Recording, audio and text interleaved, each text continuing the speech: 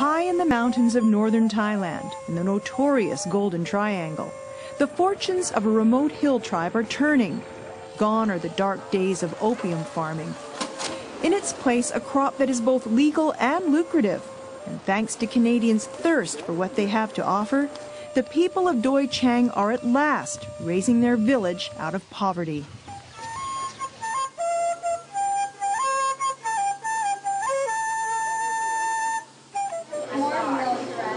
We are a coffee-loving nation.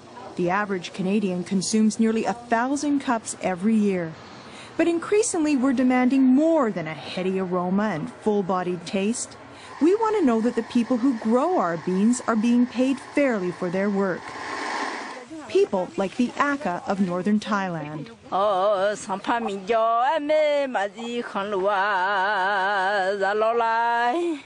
In a place called Doi Chang, the Aka Hill tribe has been growing and harvesting high-quality Arabica coffee beans for 20 years.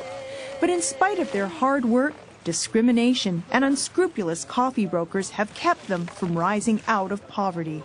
These people is nothing worse than a dog.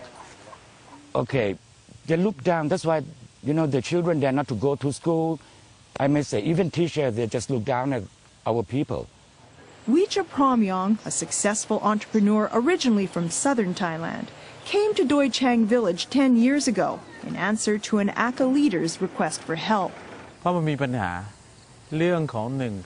had a problem here in Doi Chang. We weren't being paid very much for our beans, and we couldn't go down to town to sell them. That's why I went to see Wicha.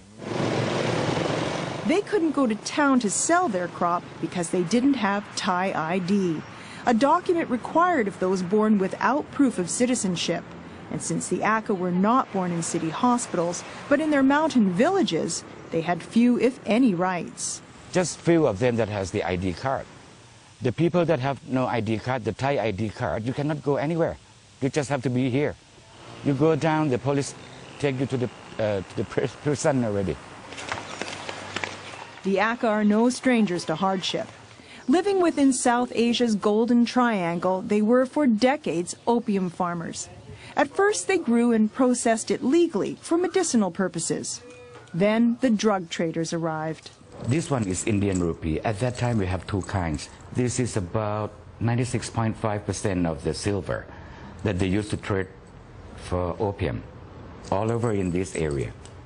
Wicha keeps a small museum filled with artifacts from those dark days, which came to an end when the King of Thailand asked them to stop growing opium poppies and offered replacement crops like coffee, something they were still struggling with when Wicha arrived. I don't know anything about coffee, so I asked him, just wait, give me time to study about coffee. So I took like 7 months to study about coffee. While studying in Bangkok, he learned that the Aka were being paid a mere fraction of what their beans were actually worth. It was an injustice he mentioned to Porn Prapa Boon Musik, a businesswoman he met at a coffee exhibition. I think, they have potential to go international. Not sure the Thai market here is not enough for them. They should let people around the world know the good quality in Thailand, in Doi Chang. Up to now, Thai coffee wasn't known for its quality. Supercharged, bitter-tasting Robusta was pretty well the only bean grown in the country. Wicha decided that before tackling the international market, he would have to win over his own countrymen, something he would do by creating a chain of Doi Chang coffee shops. We have chance to show the people that how the coffee is. If you put in the bag and put on the shelf like that, nobody buy it. At least they have chance to taste it, so they know this is good coffee. In a few years, the business grew from 1 to 300 shops. Now it was time to take on the world. But they would need help, and Porn Prapa had just the man in mind. John Darch, a retired Canadian mining executive who had conducted business in Thailand for over 20 years. I said, John, you got to see this guy, Wicha, and you won't believe what he done to Thai coffee. She told me that I should meet an individual called Vichai, who is a cross between a hippie and a monk, and a guy who had decided to make a commitment to help an unknown hill tribe create a world-class coffee. And so a meeting between John and Wicha was arranged. He's good. He's a kind man, you know. When I talk to Kun John, he never talk about money. He talk about, okay, he will find the way to help our people. This is what I like. Before long, they reached an agreement. John would create the Doi Chaang Coffee Company, based out of Vancouver, and would pay the farmers beyond fair trade prices for their beans. That's 50% more than fair trade. And in addition to that, give them 50% of the Canadian company, which my family would fund 100% of. Just 3.5 years later, Doi Chaang Coffee is appearing on Canadian shelves and in Canadian coffee shops. It's even being sold by Harrods in London. The company has yet to turn a profit, but these are early days. In the meantime, the farmers are being paid fairly for the first time in their lives and using their earnings to grow their business. When I first came, we have just only about 200 acres. Now we have more than 8,000 acres together. The whole village, 99% grow coffee. Everybody work in the farm, work together. That's happy. I wanted to make a difference. I wanted to see if by taking the coffee to North America and introducing it, that I would be able to add to what Vichai wanted to do, build on his vision. And in so doing, help the Aka to help themselves.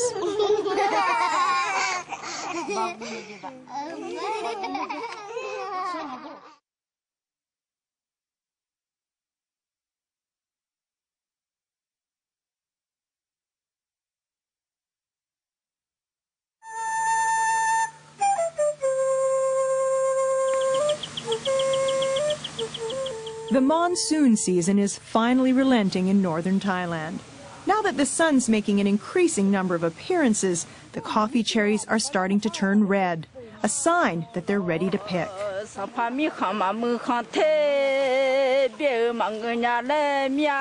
The Aka Hill tribe has come a long way since Wicha Pramyong arrived 10 years ago, devoting his full-time efforts, free of charge, to help these hard-working people grow and sell their high-quality Arabica beans, not just in Thailand, but in some of the world's top coffee-drinking countries. I even promised that one day we will go to sell in America, in Europe, in Canada, all over. That's since the first year that I promised them. From the moment retired Canadian mining executive John Darch set foot in Doi Chang Village, he was determined to turn Wicha's promise into reality. They are very poor people, even in their own country. Until very recently, they've never been acknowledged. They are a displaced society. All they asked for was a fair price for their beans, and Darch's newly formed Doi Chang Coffee Company was doing that and then some. When I first arrived, Vichai brought me along to the washing plant where he produced the coffee. And here it is, a very, very small plant, very limited capability. But in the last 3.5 years, the production and the facility has grown, so much so that Darch's son has come on board to help. Since we've been involved, the amount of money we can generate in Canada has allowed the farmers to expand their washing stations, expand their drying stations. The new facility can produce 1,700 tons of coffee beans a season, 6 times more than just 2 years ago. Here, the coffee cherries come from the hillsides to be washed. The ones that float are rejected and turned into fertilizer. The ones that sink move on to the pulper, which separates the sweet flesh from the beans within. So after 2 days of fermentation, you wash it properly, and now you use the fresh water, the fresh spring water, soak it for 24 hours, that to clean it properly. Next, the beans are dried. They used to shake the water off in large baskets by hand. That was before Lipi designed and built this shaking machine. Lipi has the ability to create all sorts of things the village couldn't otherwise afford. Because years ago, unlike most Aka, he gained the required documents to leave the mountain and work in the city. Whatever you see here is come from everybody in the village, especially the one that go to work in town, in the garage, in the factory,